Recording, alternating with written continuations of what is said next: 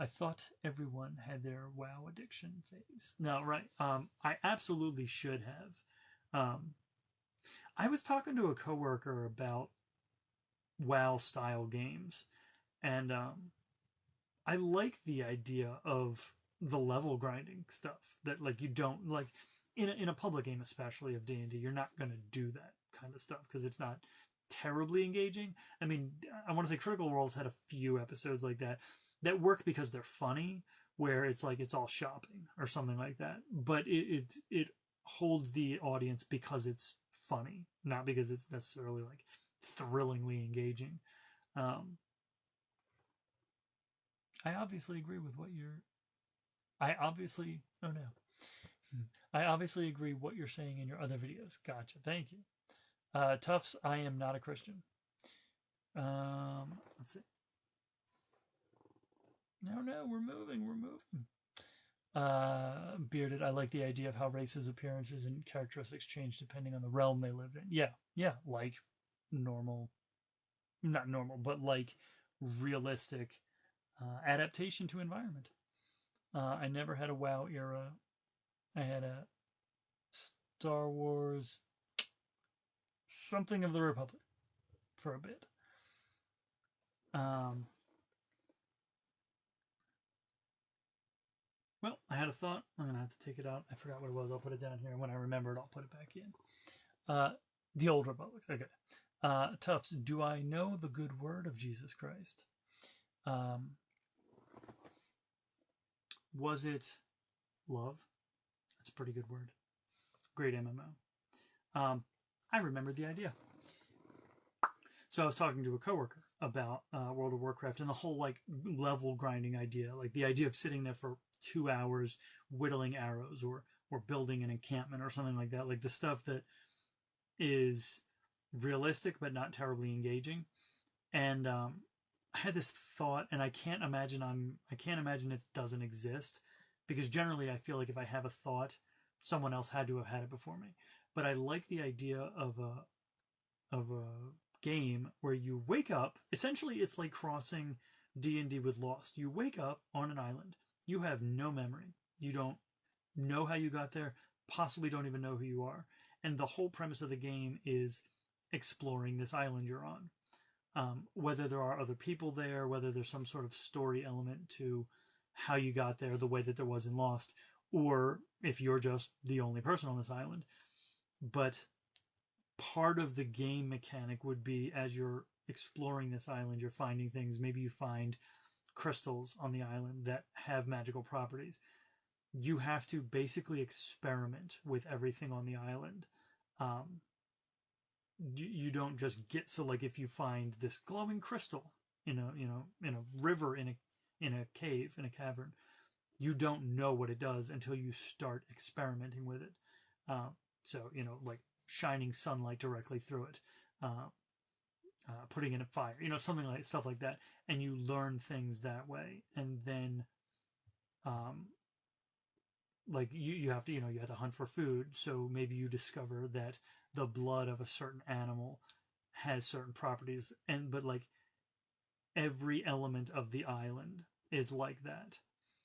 And magic is a core part of this story, so as you keep tinkering with things, you eventually maybe discover that you can create portals, but they're tiny at first, and so it's not enough to get off the island, and so you have to keep tinkering and finding ways to make the portal larger or make it last longer.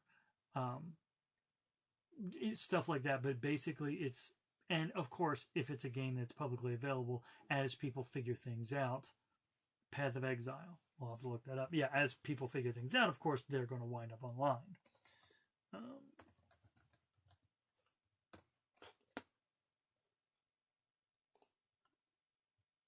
Yeah, and so if Path of Exile is essentially that, it's the idea that any idea that I have, my first thought is somebody else has probably thought this up and called it something else. I think a town where each part of the town is centered in a different part of time would be interesting. That would be cool. That would be very cool.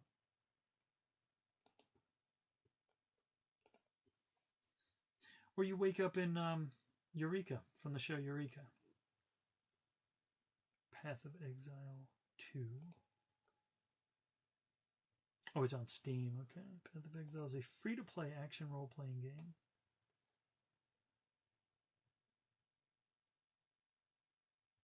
Okay. Yep. A player controls a single character from an overhead perspective and explores large outdoor areas and caves or dungeons, battling monsters and fulfilling quests from NPCs to gain experience points and equipment.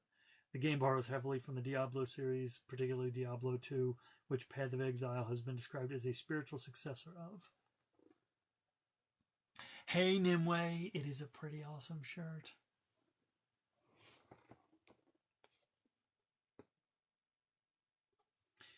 Players can choose from 7 available classes in Path of Exile: Duelist, Marauder, Ranger, Scion, Shadow, Templar, and Witch. Each of these classes are aligned with 1 or 2 of the 3 core attributes: Strength, Dexterity, and Intelligence. The exception is the Scion, formerly a locked prestige class released in 2013, which is aligned with all 3 attributes. If I could pick any D&D and put them into any realm to get a new variant, which would I pick? So you mean like any like D&D character type? Or I love the Artificer. I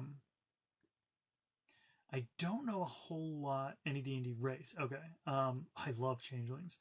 I love Warforged too. Warforged and Changeling. Oh, Aarakocra. So my top 3 in no particular order: Changelings, Warforged, and Aarakocra. I've not yet played a Warforged. I have played an Aarakocra once. I would be fascinated by a Warforged Artificer in a Curse of Strahd campaign in Barovia. Warforged are the perfect race to play a Sorlock, though, a Warlock Sorcerer multi-class, because that's the Coffee Lock build, where you have to essentially take 8 short rests instead of a long rest, and if you do that with any other species, you take a level of exhaustion.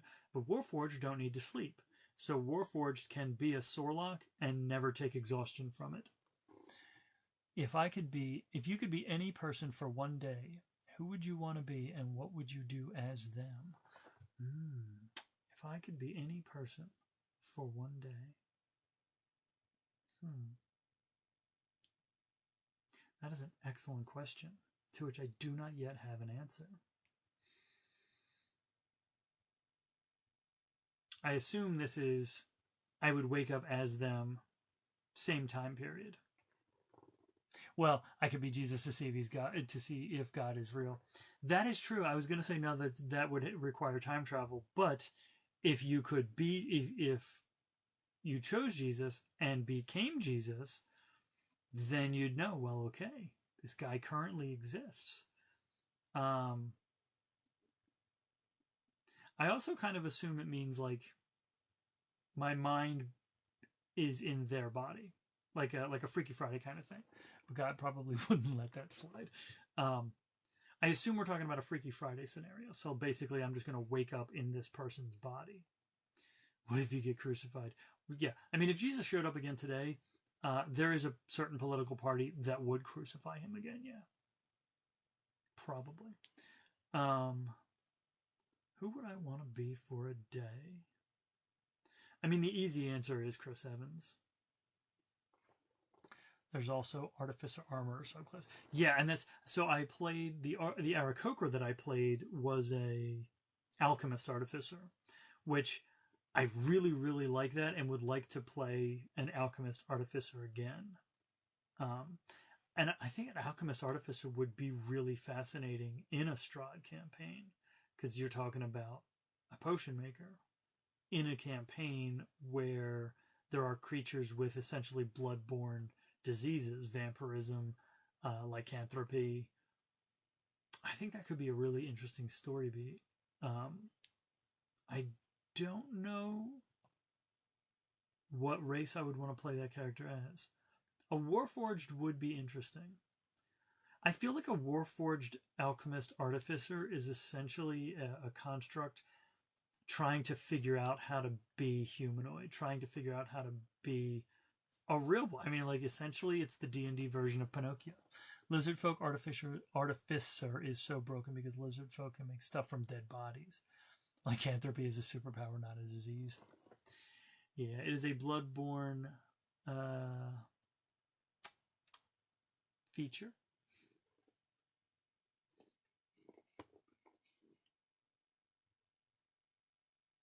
It is a curse. It is a superpower that comes with a curse. One could call that a disease.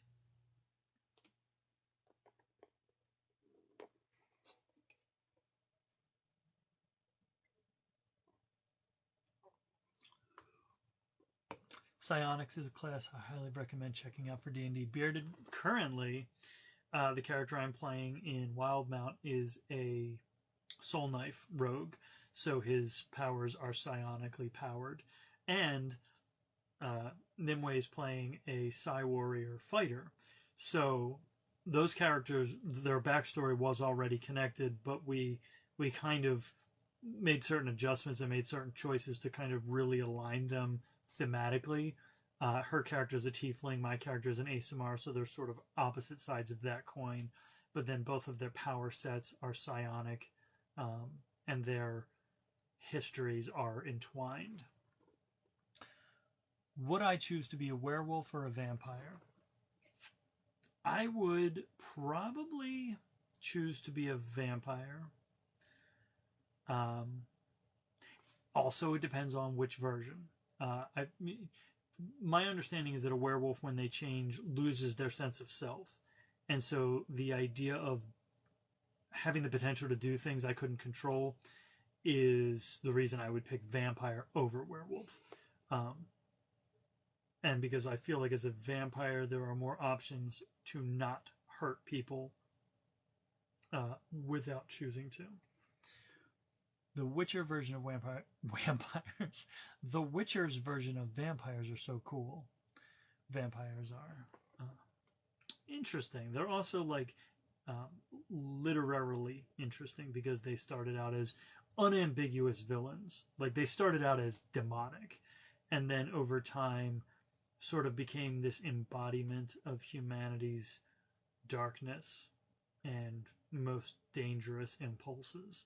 And so we started seeing ourselves in them and seeing them in ourselves. And so the vampire transitioned into this tortured anti-hero. Oh no, some comments in this live were filtered to protect the community's experience. Try again? See if you can word your comment in a way that won't get it flagged. I didn't flag anything. Maybe that was yours. Did you know if your character bathes in a tub of dragon blood for an hour, they turn into a half dragon? I didn't know that. Is that a mechanical thing? That is an interesting thing. No, I had some fun with, because we started our characters at level 2, and some of the ASMR traits don't kick in until level 3. Some of the ASMR traits and also some of the soul knife traits don't kick in until level 3.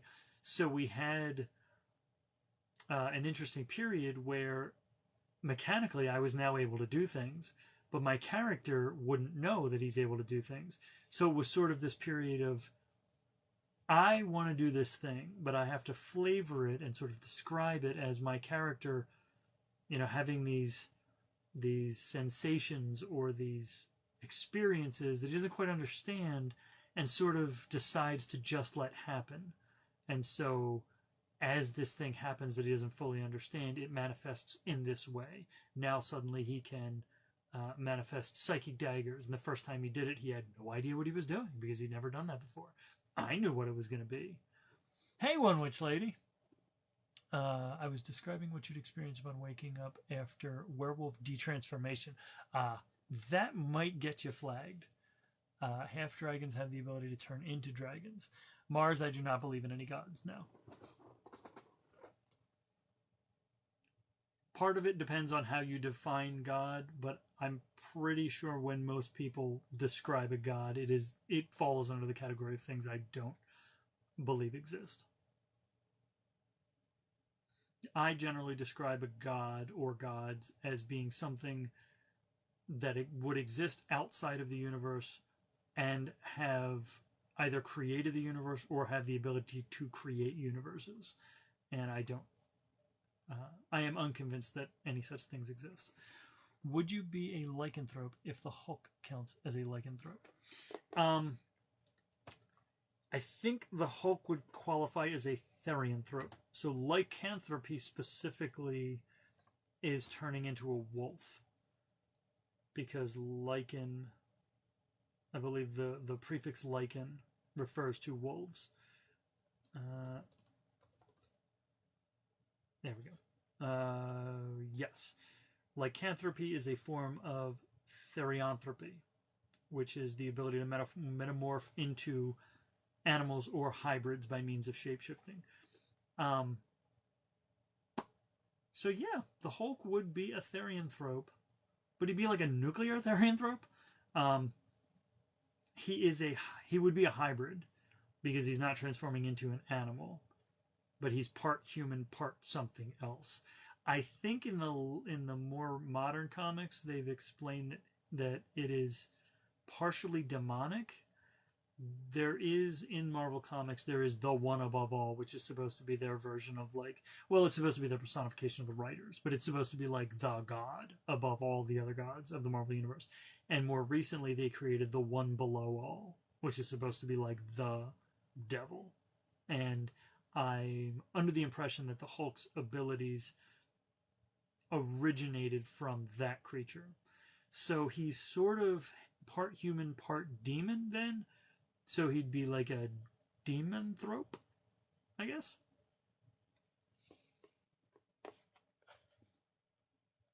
I think then also technically therianthropy would have to be inadvertent, like against one's will, because if it's not, then druids are technically therianthropes because they can wild shape into animals but back again. The one below all are corporations and capitalism. Yeah. I mean, yes. I mean, the greed is the root of all evil. And so it's not money itself that is the root of all evil, but it is the love of money, so greed. Would you be a lycanthrope, the stuff that trees grow on? If you could transform into plant life, yep, you could in fact be a lycanthrope. Let's see if there's got to be a name for that. Ability to shapeshift into plants. Plant morphing. Chlorokinetic shapeshifting. I like that name. There doesn't appear to be a specific name for it yet. So what we're going to do is go to Google Translate. What plant would I turn into? I would turn into a mushroom because all mushrooms are connected by way of mycelium, which is it's not partially where the name of this live stream came from, but as has been pointed out to me, the name Myscellaneum does evoke the idea of mycelium, and mycelium is the network that connects plants. It's sort of the underground network that transfers information and resources between individuals. And that's what this show is. That's what social media is. That's what the internet is. So I would be a mushroom. Let's see. The Latin word for plant is plant. The Greek word for plant is phyto. Yeah. So phytothropy?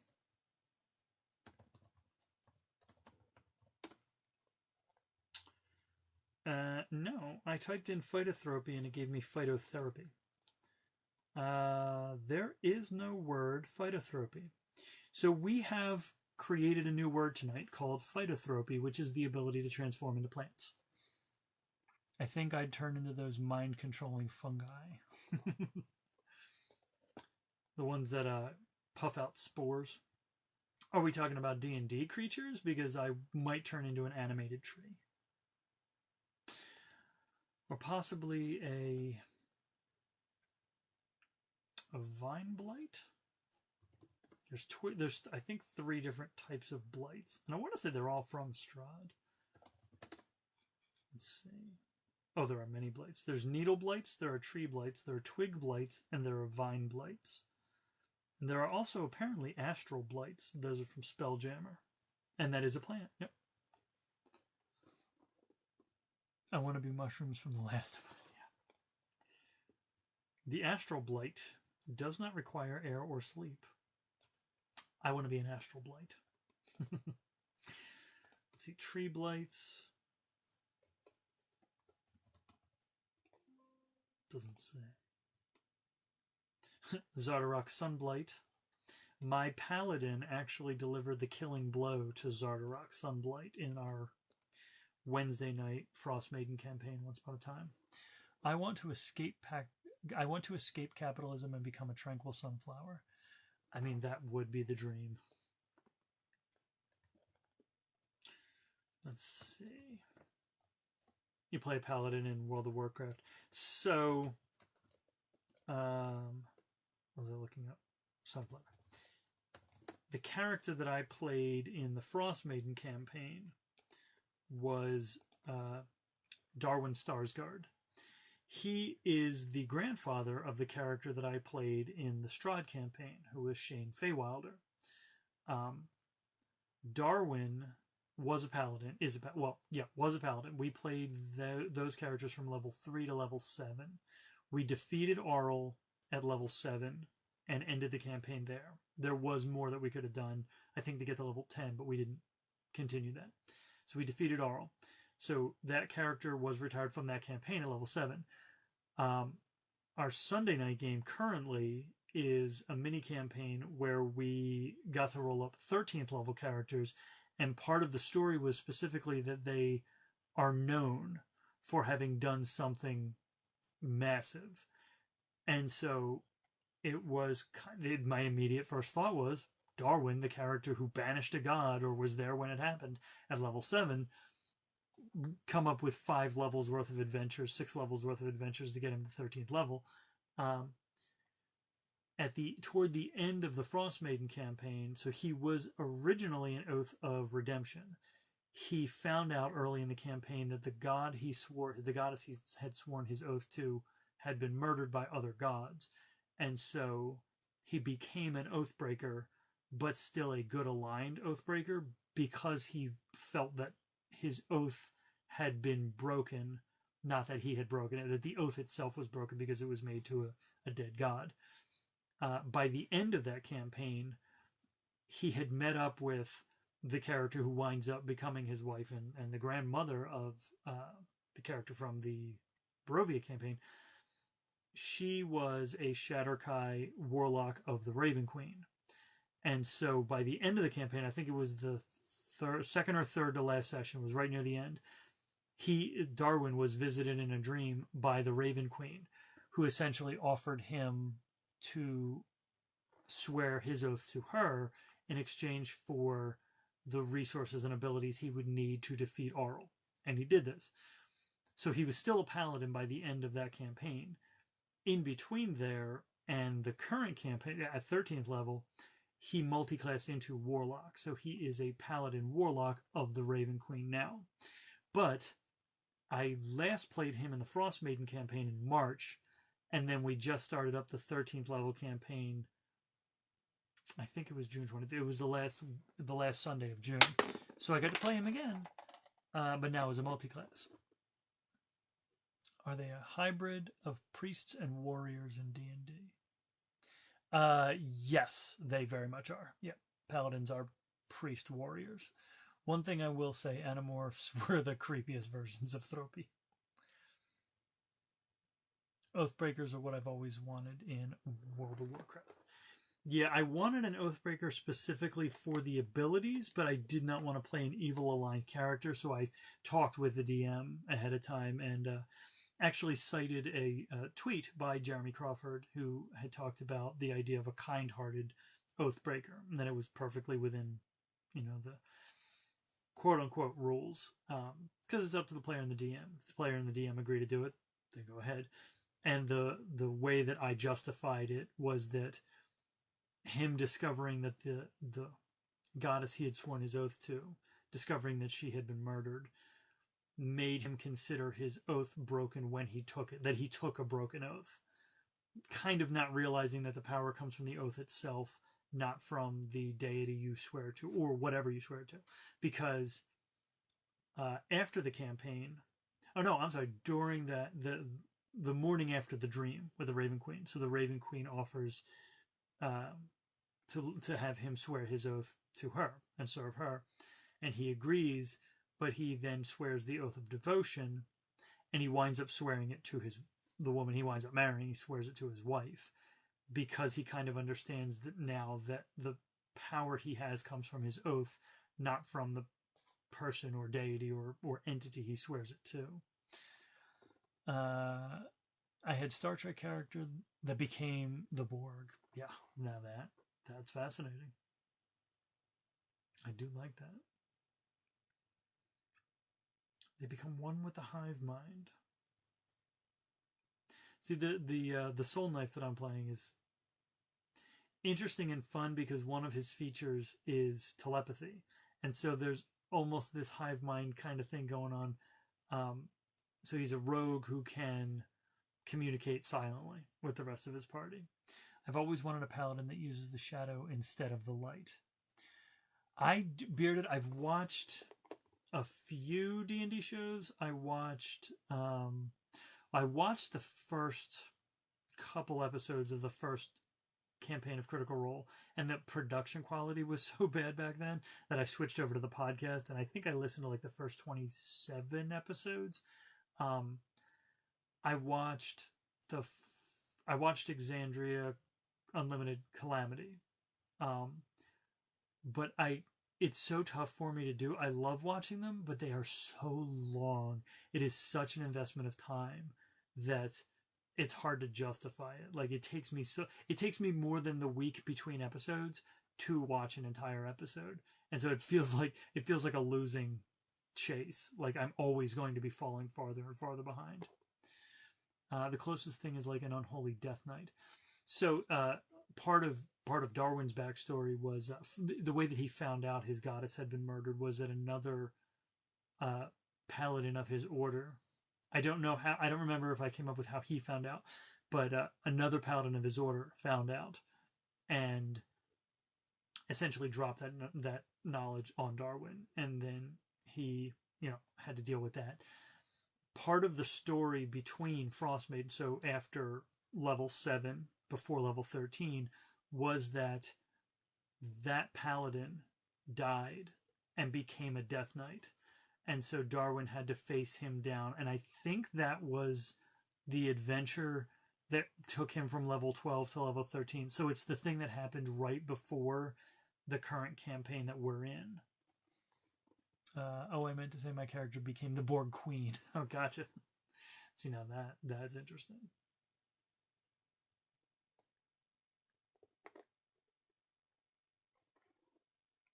Great job. I've been live for 90 minutes. Don't forget to take a break. It's like Hamilton. Take a break.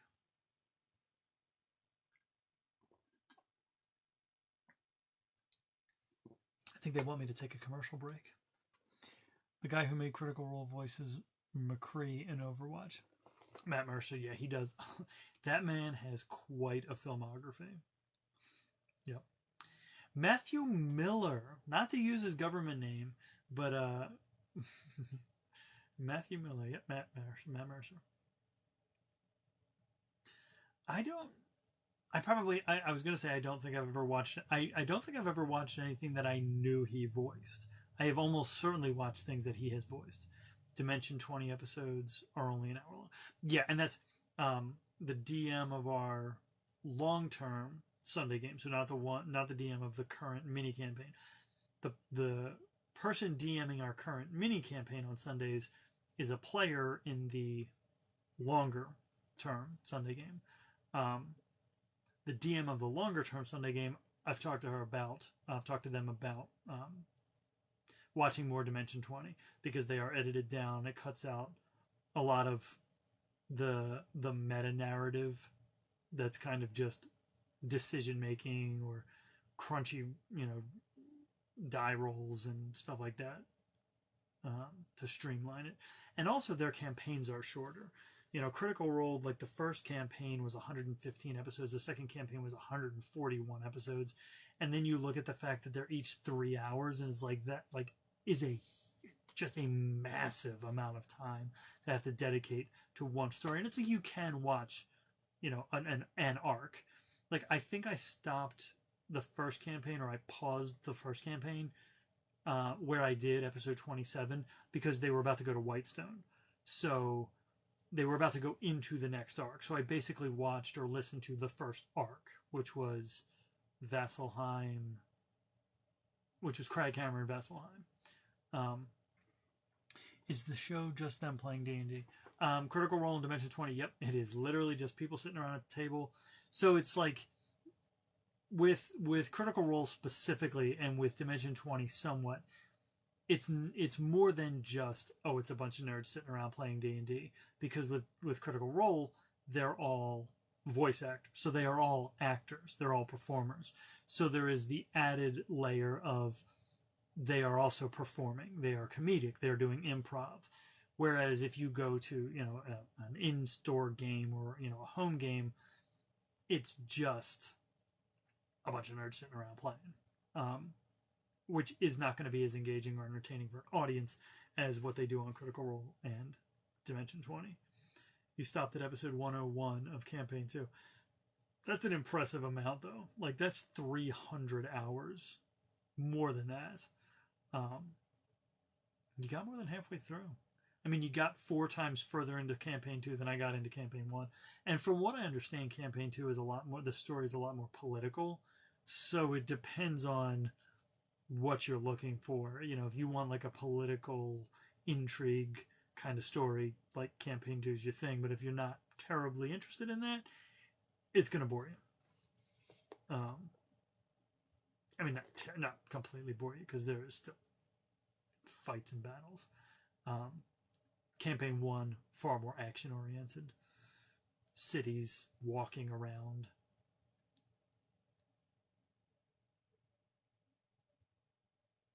Fighting people who are trying to ascend to godhood. Fighting people who have ascended to godhood. I incorporated some of that into the Teenagers campaign. Not Vecna himself, but one of the players has more than a few times made reference to their character wanting to become specifically the God of Chaos. Oh, I want to become the God of Chaos. And I'm like, you can try. You can definitely try. That now requires me to come up with, like, in their world, how does one become a god? Because it's possible, because the Raven Queen, she's not called the Raven Queen in their world. She's called Morrigan, which is, I believe, the actual Irish title, the Phantom Queen. She did it, so it can be done. So it now requires me to come up with what are the steps? What are the steps one must undergo to become a god? One of the steps is obviously going to be you either have to find a sphere of divinity that is not currently held and assume that position, or you have to kill the god who currently holds the position of divinity you want. So if this character wants to become the God of Chaos, they're going to have to kill the God of Chaos, because there's a God of Chaos. There may be many gods of Chaos. There may be many gods who are pretending to be the God of Chaos, and there actually is no God of Chaos. Chaos is a tricky thing like that. It was interesting seeing Campaign 1 characters in Campaign 2. And not to be spoilery, but it does continue. Hey, Anonymous. I keep trying to talk our DM into potentially revisiting some of our characters from our first campaign. See, our first campaign was set almost entirely in Barovia.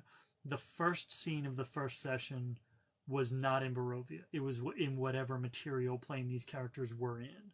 And then they were swallowed by the mists, and they were brought into the demiplane of dread. And then they spent 21 sessions in Barovia, eventually win out.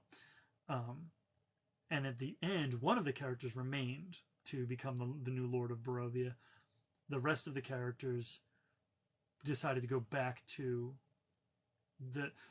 so two of them decided to go back to one of their home planes, which was the Feywild. We had a satyr, and so he wanted to go back to the Feywild.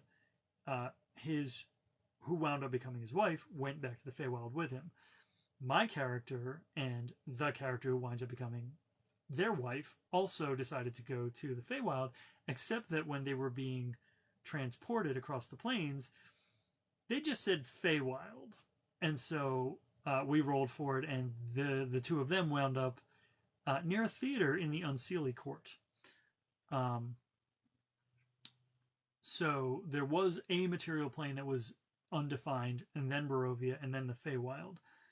The second campaign, the one we're in right now, is in Wildmount. So it is in Exandria. It's in the Critical Role world. But Exandria has portals to the Feywild. And if we decide that it's the same Feywild, then our 4 characters are currently in the Feywild. And since time works wibbly-wobbly, our current characters could theoretically encounter those 4 characters that are in the Feywild now. Bearded had a Warforged character from the Age of Arcanum that wants to kill the gods that end the age. It is a lofty goal. So the part of the method by which one becomes a god in the world that I'm DMing is that one has to destroy one's own soul. Now, by the time that the characters are currently playing in, there is probably some question amongst scholars whether the correct translation is destroy or disperse or something like that. The idea being that energy can't be created or destroyed, so you can't actually destroy a soul. But it is possible that that is what is required, and that there is some sort of magic that can defy the law of conservation and can actually destroy a soul. Either way, one must destroy, disperse something, one's own soul. So the character who wants to become a god, the reason I put that stipulation in place is that character's backstory involves them having no memory past 2 months prior to where we are in the story. My idea for how she kills them is creating a nuclear bomb by using the souls of an entire city. That is is a soul bomb is an impressive idea. But this character has no memories past 2 months ago.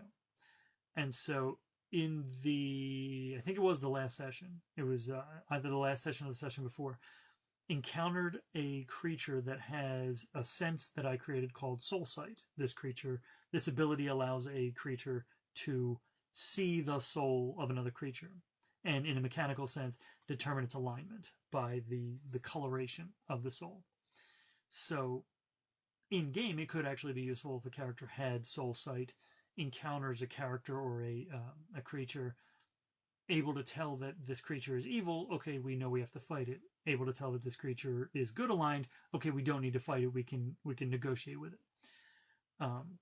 But this character who wants to become a god encountered a creature with Soul Sight, and that creature then informed this character that their soul is missing. There's an absence. There's an edge. It was there at one time. It's not that they never had it. It's just not there now. But they can see the sort of the outline of where it used to be. How different do you think Wildmount would be if the Age of Arcanum never ended? I feel like it would just be high fantasy Lord of the Rings. Well, no, because it would be like kind of like Spelljammer, because from what I remember of Calamity, it was all very technologically advanced, but the technology was powered by magic. So it would probably be, I'm imagining Coruscant from the Star Wars prequels. It would probably be something to that effect. It would probably eventually engineer its own downfall one way or another anyway. It probably just would have taken longer. But yes, so this character finds out that their soul is missing. So if they really do want to become a god, they are now their own quest. They have to figure out what happened to their soul. Problem is they have no memory prior to 2 months ago. So first they're going to have to figure out a way to recover their memory. Once they recover their memory, they're going to have to figure out a way to recover their soul. So they have become their own quest.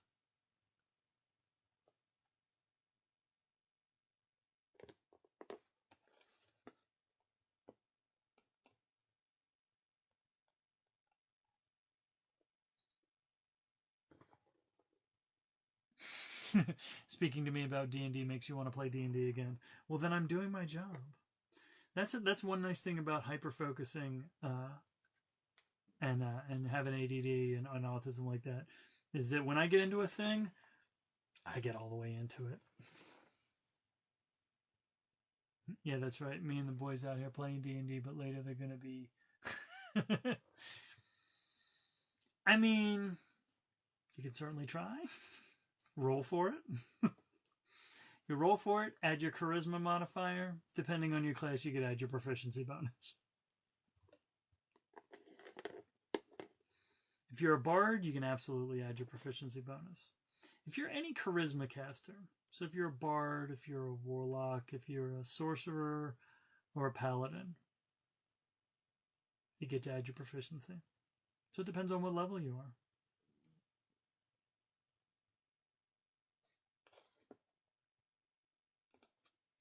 The fun part is, and everybody in the game, the Sunday game, the current mini campaign, everybody knows what I'm doing.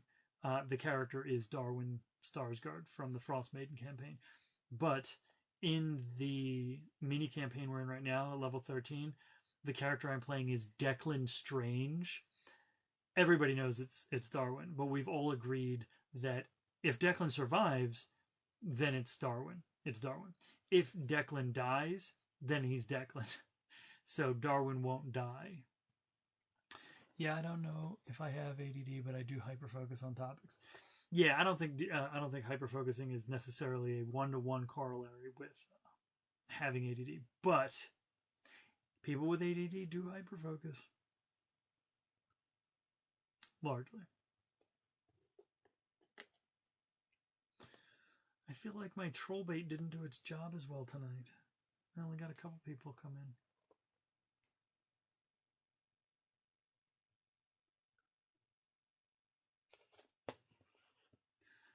But I know I've talked about it before. My hyper focusing specifically with D&D drove me to create. So I'm a meticulous note taker, but I don't like handwriting. I don't even really like keeping them in Word documents, because it has to be linear in a Word document. I created a wiki specifically for the notes, for originally just the first campaign I played in, a couple of the one shots. And then over time, each character got a page. Each episode got a page. Right, nerd? But see, that's not going to charge up my breath weapon, Nimue. You need to use the adjective, too. But, I don't know. The wiki has definitely served as a resource. We're in the middle of a game and we're like, who had this thing? And I'm like, let me check my notes.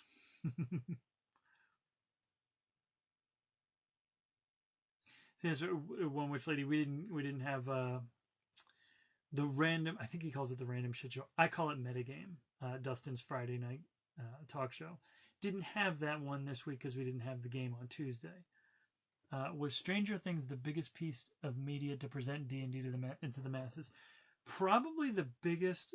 It was probably the most widely popular thing that presented it in a positive light, because there have definitely been things that were like, there have been movies and things that presented it in a bad light. Critical Role now is huge, but it's also like the only people watching it are D&D fans specifically. Stranger Things was popular also amongst people who didn't necessarily play D&D initially.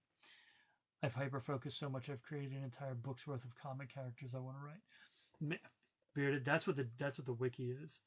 I feel like I'm so much better at coming up with ideas than I am at actually sitting down and writing them. Nimue has helped me immensely with that over the last year. We together have written a combined 180,000 words between it's 3 or 4 books. But I love coming up with ideas. It's the work ethic of sitting down at a computer and putting those words on the page that has been the, I won't say difficult, but it's been the more difficult part for me as a writer.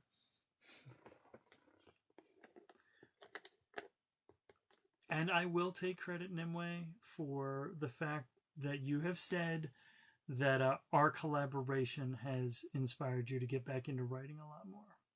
And I'm very happy about that.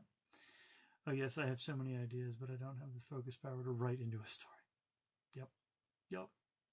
That's why I'll come up with an idea. I'll literally just create an article on the wiki for it, and it satiates that need to have written something down. You know, Nimue, we might have to invite Bearded into a couple of our writing sessions and just have a triad writing session. And that is the beauty. It's something I had never been able to do before, but like just Google Docs, being able to sit there with multiple people in a single document. We can sit there and watch each other write. Like Nimue has watched the actual process of my writing, as I will write a couple of words and then decide I don't like a word, go back and delete that word, write a sentence, move part of that sentence around, go back in and change the order, change some of the words. Like the final paragraph that a reader would see, she has gotten to watch the organic process of it being created. Just writing in general, you were terrified to write. You were terrified to write before you met me. We did have a conversation about how it saddens me how many people have interesting ideas and good ideas who don't wind up writing them because of the mechanics of it, because either they don't feel like their spelling is good enough or their punctuation is good enough, or they just don't feel like they have all the words. And like that, me and Nimue had that conversation that I was like, I just want you to write whatever idea you have, write it in whatever way it's going to come out. I'll go through and spell check. I'll go through and grammar check. Like I can fix that. That's easy stuff to be. That's just copy editing after the fact. It's the creation that I'm more interested in.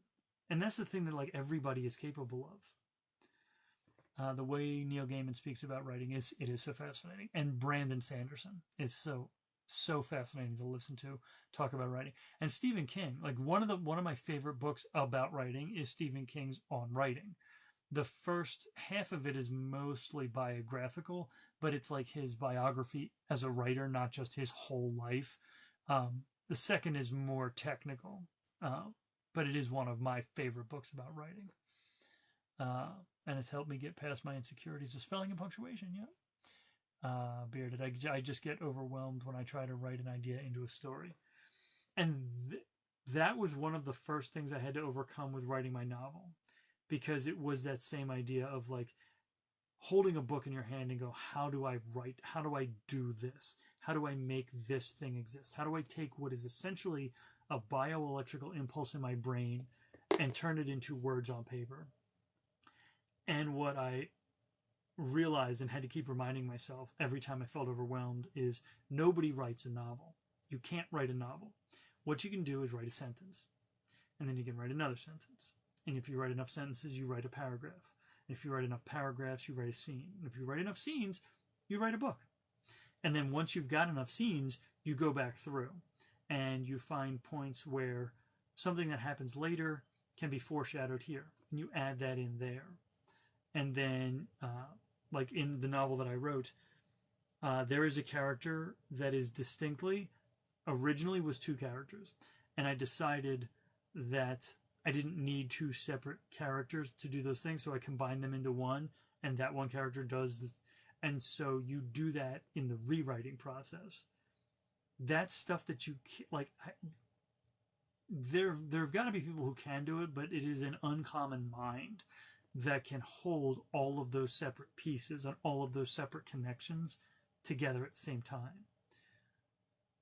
What you do is you write a first draft that is sloppy and disjointed, but complete. It goes from point A to point Z through all the points you need to get there.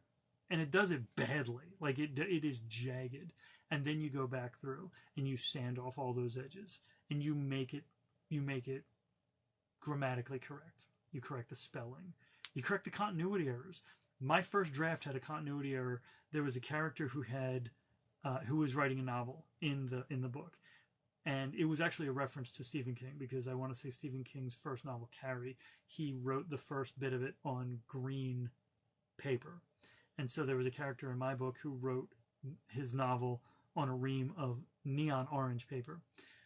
But midway through the book, somehow I switched the color. And it might have been to just pink.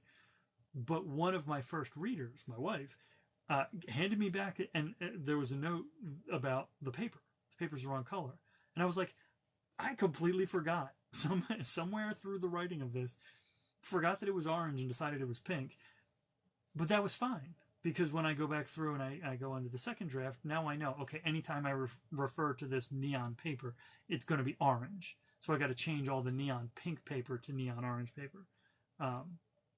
Now suddenly, oh, this character isn't entirely necessary. I'm just going to take everything this character does and fold it into this other character, and now take these two and make one. The important pieces that come later that you want to foreshadow, very rarely. Sometimes you know this thing is going to happen later, and so as you're writing your first draft, you can drop those moments in.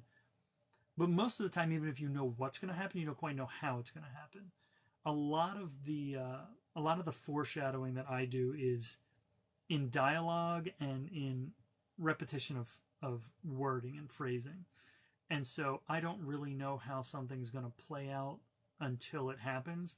And then once it happens, then I can go back in and I can drop all those pieces in there earlier that set up that theme for it to play out. Stuff like the larger stuff that makes a novel a novel. Themes, subplots. Most of that is rewriting.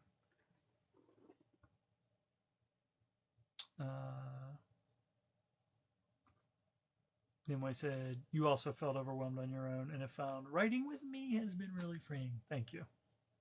Perhaps finding someone to write with or going to a communal writing session can help. It's a shame it's 4 months away. I was going to say, if you can find a local place, library probably be the first place to look. If you can find a local place that does a NaNoWriMo event, that would be great. Part of it is, it's sort of the same hurdle that gets in a lot of people's way with acting, with improv. Part of it is allowing yourself to get out of your own way. And I did one NaNoWriMo event one time, probably 15 years ago at this point. It was on November 1st, and we started at midnight and went 24 hours to midnight. And I was at my most creative, like 16 hours in, because at that point you're hitting a bit of exhaustion. And so your mind is not as sharp, which is kind of good for creativity, because you start allowing yourself to do things that your logical brain might not allow you to do. You might think like, no, this is foolish. No, this is silly. This is stupid. This is idiotic. Nobody's going to. At 16 hours in, you're on your third pot of coffee and you're hanging around a bunch of other writers and you're just in this electrifying energy bubble. You're surrounded by books and great literature.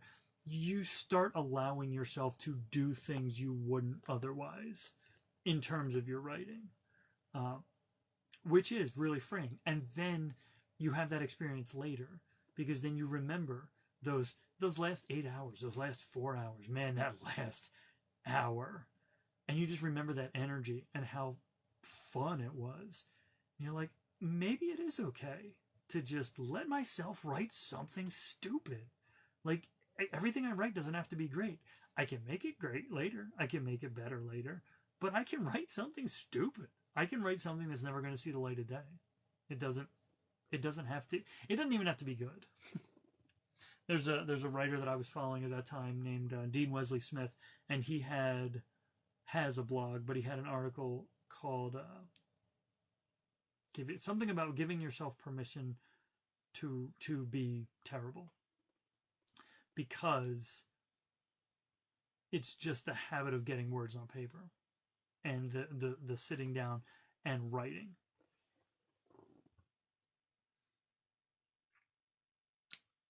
Sometimes I don't start at the beginning. I start at a scene that inspires me and then add. Bearded, I really want to find a fellow to bounce ideas off of, to the beginning and the end of that idea. That's right. Yep. Yeah. No, me and Nimue start a lot of scenes in media res and then go back. Now, we also start a media res and sometimes don't always go back and fill in the pieces. There are some scenes that we eventually got to get around to writing. It's those connective tissue scenes. It's the scenes that they don't feel real fascinating or thrilling or interesting, that you need them to get you from one point to the next. Yeah. Bear, did you also have procrastination, another bad habit? Yeah. I do I used to be an amateur procrastinator. I have since graduated to the major leagues, so I am a procrastinator. I guess if you're really, really productive, I guess you could be considered a concrastinator. Which would be really nice. Maybe if I started not Adderall, but like an Jornay, like an ADD medicine, I could become a concrastinator and just get everything done.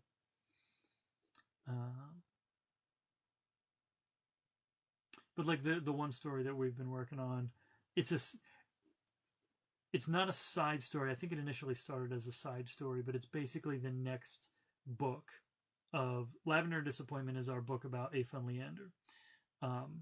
We have one called Language of Another World, which is Leander and Kaelin. Kaelin is the character in Wildmount, and I think our current idea is that the second book starts with their story as a flashback, because it takes place mechanically. It takes place when Leander is at level 4. By the time that Lavender and Disappointment is taking place, they are at level 12. So Language of Another World is a flashback story. But we've got the first meeting of the characters, and then we've got them arriving in town and getting lodging at this tavern. But we know what happens between. We just haven't written that part yet.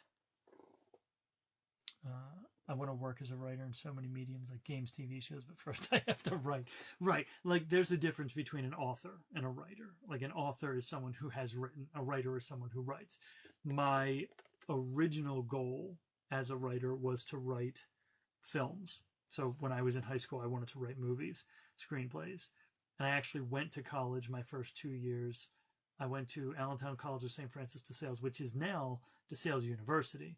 But I went to their TV film department, which was the year I started was the second year it existed. And did 2 years there, essentially failed out. I think I had a 0.75 GPA. Realized that going to college for writing was not the professional route that I needed to take. And then I think in my second year, I started transitioning more to prose fiction. That was around the time I started working on my novel, but I had started working on it in the form of short stories.